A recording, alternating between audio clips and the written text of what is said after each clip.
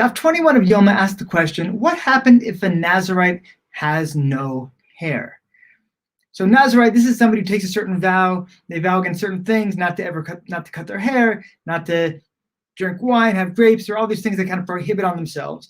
And it was intended to be a period of isolation, a period when you were separating yourself from certain worldly things.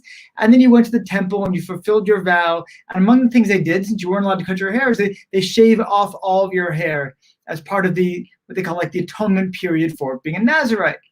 But what happens if a Nazirite has no hair? You got somebody who's perfectly bald, and not just bald in their head, but like everywhere. I actually have a friend who has a medical condition, and all of his hair on his body just fell out, and he's got like zero hair. So the question is, what happens then?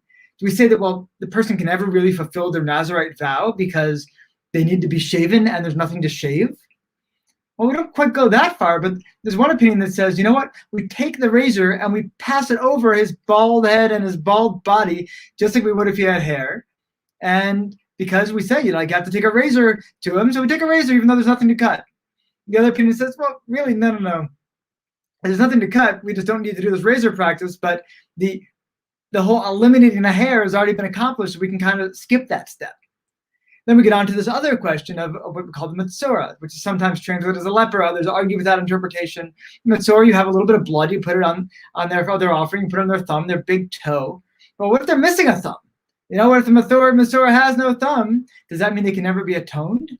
Or do you just put it nearby as close as you can get to the thumb and just put it on the fingers wherever it happens to be? Is the lack of a thumb going to get in the way of the Metzora receiving atonement? Or do you just skip the thumb practice, or do you just do some sort of equivalent as close as you can come?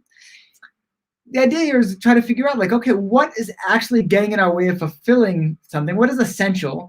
And what is part of the process? And if we can't do it, okay, we can't do it, but at least we can move on to the next thing.